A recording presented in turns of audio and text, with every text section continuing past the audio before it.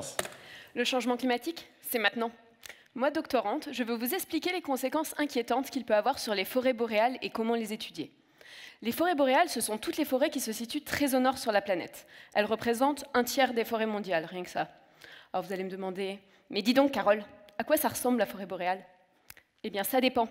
En fait, on peut trouver différents types de forêts en zone boréale, mais promis, c'est pas sorcier. Par exemple, des forêts majoritairement composées de sapins, qu'on appelle logiquement des sapinières, ou des forêts d'épicéas, qu'on appelle selon vous des pessières. Ouais, il y avait un piège, épicières, c'était déjà pris. J'étudie justement deux types de pessières au nord du Québec. Les pessières à lichen qui sont le plus au nord, dont le sol est couvert de lichen, et qui sont beaucoup moins denses que les autres, les pessières à mousse. Et là où ça devient inquiétant, c'est que les pessières à mousse gagnent actuellement du terrain vers le sud au détriment des pessières plus denses à mousse. C'est une problématique économique et écologique. Économique parce que les forêts moins denses produisent moins de bois pouvant être exploités. Et écologique parce que les forêts moins denses stockent moins de carbone. Alors on dit souvent que les forêts stockent du carbone, atténuent le changement climatique, sont le poumon de la planète, parce que les arbres respirent du CO2 lors de la photosynthèse, le transforment et l'accumulent dans le bois pendant leur croissance. Vous savez, c'est le même CO2 que nous, on émet généreusement. Moi, doctorante, j'ai montré que les forêts denses stockaient aussi 2 à 3 fois plus de carbone dans le sol.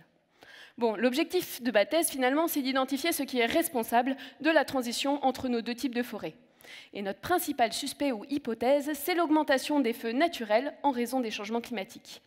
Qui dit plus de feux dit moins de régénération, donc moins d'arbres, donc des forêts moins denses. Et pour mettre ça en examen, on fait appel à une discipline qu'on appelle la paléoécologie, l'écologie du passé. L'idée, c'est de remonter dans le temps pour voir comment les écosystèmes ont évolué. On a donc besoin d'outils qui enregistrent l'histoire des écosystèmes. Pour les animaux comme les dinosaures, ces outils, ce sont des fossiles. Pour les forêts, ce sont des pollens, des aiguilles, ou dans mon cas, des microcharbons ou des indicateurs chimiques, comme le carbone.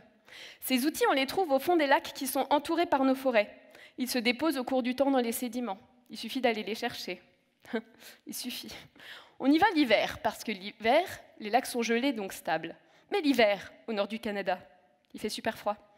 Il faut donc des vêtements super chauds, des collègues super dévoués, de la passion, du courage pour aller perforer la glace par moins 30, moins 40 degrés ressentis et remonter les sédiments à la surface.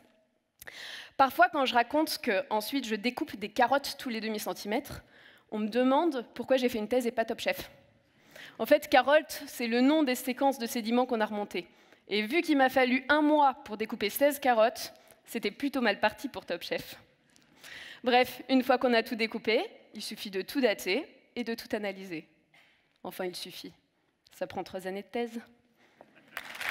Camille Gertine.